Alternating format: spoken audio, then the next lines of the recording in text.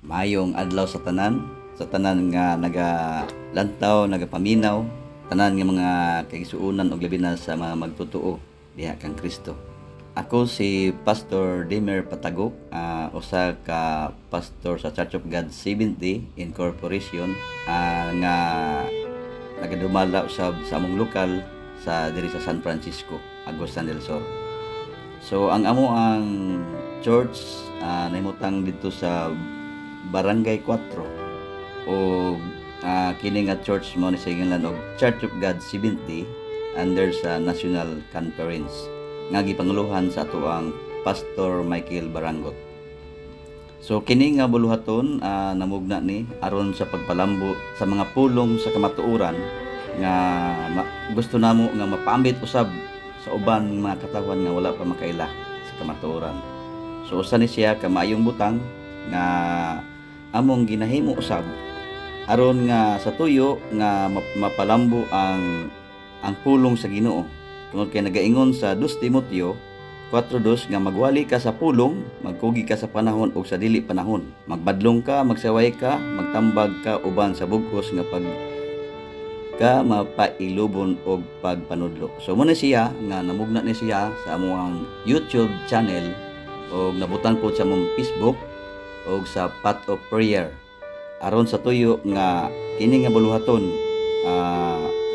mapalambo o malantaw sa uban ng mga katawan aron sa tuyo nga ang pulong sa Ginoo ila pod makatunan og ang kamatuoran usab ilang mabatnan.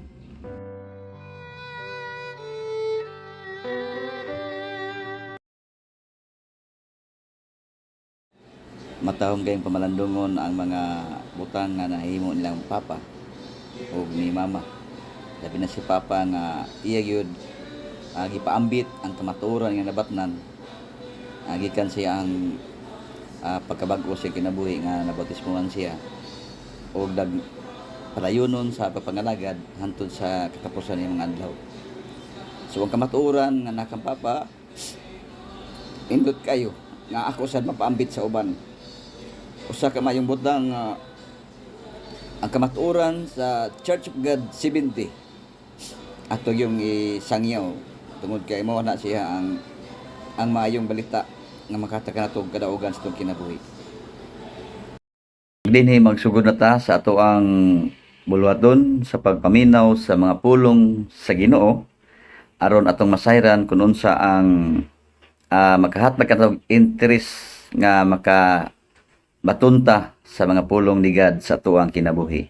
So, niini nga buluhaton atong sugdan ang maong mensahe. Mayong adlaw kanatong tanan. Ini ang pagpakaylap sa pulong sa Ginoo. Kumusta kamo? Anya na sab kita niining matahong nga adlaw nga magapadayon ta sa pagtuon sa pulong sa Ginoo. Sumala sa tamatunan sa miaging semana ang mga lakang sa kaluwasan. Nga ang unang itong gitunan mao ang pagtuo. Nga doon natin pagtuo, nga doon ay Diyos nga manuluwas. Pero ato sa tunan ang paghinulsol. Ikaduhan nato nga tunan karon kung unsa kay importante nga buluhaton nato ingon kita mga katawhan. Ingon kita mga binuhat sa Dios nini kalibutan. So ang paghinulsol usa ni siya nga maayong buhaton sa tao aron hinuklugan niya ang iyang mga binuhatan sa iyang kinabuhi kung siya mabag-o na. So dinhi ato makita kung unsa ang atong buhaton aron nga atong kinabuhi maduol ngadto sa atong buhi nga Dios. So sumala sa buhat 17:30 nagaingon ang balaang kasulatan busa gisayloan sa Dios ang panahon sa pagkaburong. Apan karon siya nagasugo sa mga tao sa tanang dapit nga maghinulsol sila. So sumala sa balaang kasulatan nga itong nabasa nga giingon diri gisayloan sa Dios ang panahon sa pagkaburong. Karon siya nagsugo sa mga tao sa tanang dapit, dili lang kay diya lang nga dapit sa sakadapit o dito sa isa ka lungsod, kundi giingon sa tanang dapit nga maghinulsol sila. Nagpasabot nga tanang tao kung adunay pagtuo sa Dios, kung buot siyang mabago siyang kinabuhi, kinahanglan nga maghinulsol ta kung unsa ang ato makasaypanan nga nahimo. Kung mingon ta nga dako kitag sala, mingon ta nga marag dili ko takos nga makaduol sa Dios tungod sa akong pagka makasala. Apan unsa may gingon ni Isaias? Isaias 1:18 nagaingon, umari kamo karon. Unsa yang gingon? Umari kamo karon. Og usahan ta paghusay. Nagingon si Jehovah, bisan pa ang inyong sala mapula, sila pagapution. Ingon sa nibi, bisan pa sila lubos mapula, sila mahimong sama sa maputing balahibo sa karnero. Igsuon, bisan unsa pagkapula ang imong sala, kung moduol ta sa Dios, may sama siya sa nibi. No? Ingon diha, nga bisan unsa kapula, pagapution, ingon sa nibi. Bisan pa sila ubos sa mapula, pula gyud kayo, grabe gyud kapag ka makasala. Pero unsa may gingon sa balaang kasulatan, sila mahimong sama sa maputing balhibo sa karnero. So, gingon di igsuon nga bisan unsa atong pagkamakasala, kung muduol ta sa Dios ug kita maghinulsol, andam siya nga mudawat kanato. Andam siya nga pasaylo kanato. Kung kana aduna tay pagtuo kaniya. Kay kung wala kita walay pagtuo ngadto kaniya, malisud ta sa pagsampit kaniya. Apan ang Dios nagaingon nga kung muduol ta kaniya,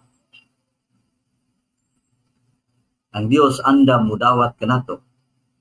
Gaingon sa buhat 3:19, busa managhinulsol kamo o managbalik kamo. Sa gingon sa balang kasulatan, maghinulsol kamo. Kung maingon ta nga wa tay sala, wala ta nakahimo o nakalapas, wala ta nakapanapaw o wala ta nakapatay, ingon ta nga wa tay sala. Apan sumala sa balang kasulatan sa Roma 3:23, kay ang tanan nakasala ug nawad-an sa himaya sa Dios. So sa tanan, no, walay tao nga dili makasala nining kalibutan na nganuman kay nakapanunod ta sa atong unang ginikanan, si Adan ug si Eva. Busa unsa giingon tambag sa balaang kasulatan, managhinulsol kamo ug managbalik kamo. Nganuman, nganong ka naman atong buhaton aron pagapalaon ang inyong mga sala, kaysa ingon ni ana, moabot ang panahon sa magaya gikan sa tubangan sa Ginoo. Oh. So muna gingon sa balang kasulatan nga kung moduol ta kaniya atong hinulsulan ng atong mga sala, iya kanang pagapalaon usana nga iyang pasalig kanato. No? Pasalig na sa Dios para kanatong tanan kung moduol ta kaniya. Gingon diha nga pagapalaon ang inyong mga sala, kay sa ingon ni ana mamut ang mga panahon sa kahamo gaya gikan sa tubangan sa Ginoo. Ingon ana ang Ginoo.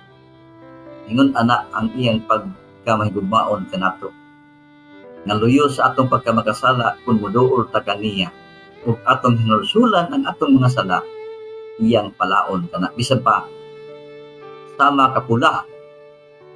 No? Bisan unsa kapula sa imong sala, siya nagsaad nga iyang pagapalaon kana. Sumala pa ni Salmista David sa Salmo 103 versikulo 12, ingon sa pagkahalayo sa silangan gikan sa kasadpan sa mao nga gilayon, iyang gipalayo kanato ang atong mga kalapasan. Diaw mo na igsuon. No? Gingon diha nga bisan ingon pa kalayo sa silangan gikan sa kasadpan, sa mao nga gilay-on gipalayo kanato ang atong mga kalapasan kun moduol ta kaniya ug atong ikumpisal ngadto kaniya ang atong mga kasaypanan, atong kasalanan. Kun maghinulsol ta sa atong buhi nga Dios. Sumuna sa igsuon ang atong mga bulwaton nga ang Dios naglantaw sa tanang katawhan. Gusto siya nga ang tanan magkadangat sa paghinulsol. Gusto siya nga moduol ta kaniya. Ang Dios may gugmaon sa kanunay. Ang Dios naglantaw kanato. Dako siya gugma kanato. Muna nga gusto siya nga maginulsol ta sa atong mga sala. Igsuon, dili pa ulahi ang tanan. Tulo natin pagtuo, muduol ta kaniya, o maghinulsol ta sa atong mga kasaypanan.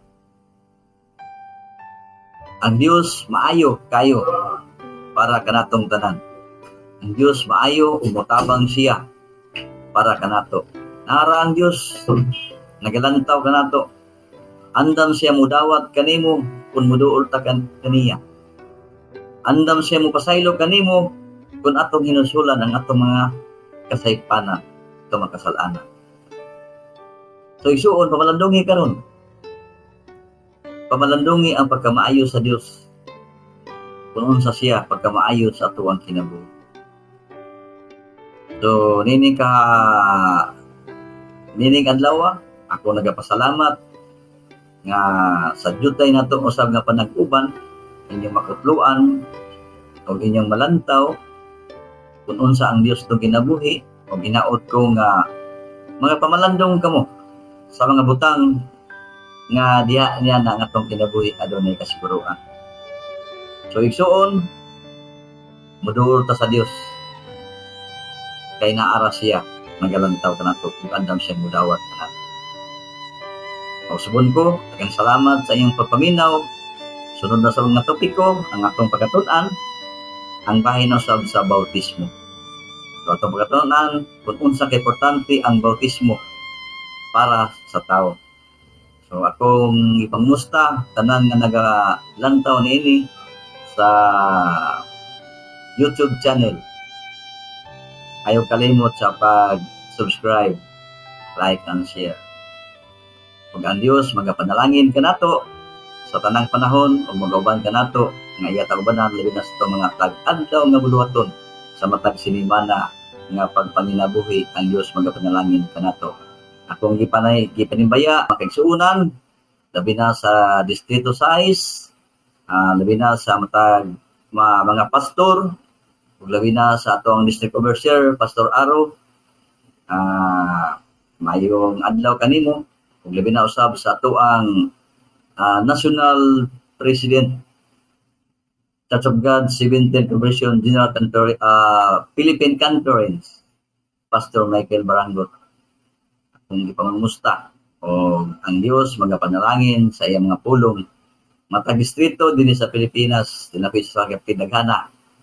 Ang Dios magapanalangin kanatong tanan makaigsuonan labi na sa local church sa San Franz, Pamilya Puerte Family, Marquez Family, pamilya ni Nonoy Angging Family, pamilya ni Ruby ni Bimbim Family o ni Coulter Madis Family o ni Charis Pajambana o kang Tata o kang Jung ito sa live lapit kan Junjun nato sa gawa sa nasod. Ako nangumusta kaninyo atong suportahan kini nga buluhaton alang sa pagpalambo sa pulong sa Ginoo nga niini nga buluhaton makita nila nga ang pulong sa Ginoo nagatanyag og kasiguruhan sa atong kinabuhi. Og ako salamat og dako sa inyong paglantaw dinhi sa atong YouTube channel o sa Facebook o sa page. Salamat. Ang Diyos magpanalangin kanatong tanan ug atong tapuson sa mga pag-ampo. Lord, labing gamahanan sa tanan, salamat o sa pamahan sa lain higayon ng gihatag kanamo. Salamat o sa pamahan sa mga pulong sa kamatuoran ngayon tanyag sa kamong taliwala bahin sa paghinulsol kung Ginoo maga sampit kanimo sa kanunay o padalangin sa mga pulong nga among magatun-an sa matag bulaton na mo Ginoo, ikaw Ginoo magablis sa matag semana nga walay mga kakulian kabilinggan sa mundo, ikaw Ginoo magapanalangin sa mga naglantaw sa among YouTube channel nga ang imong pulong Ginoo ang imong pulong mapalambo makita sa tanan nga katawhan kung unsa ka nga Dios sa among mga kinabuhi. Ang tanan among ipasalamatan sa ngalan ni Kristo Jesus among manluwas. Amen.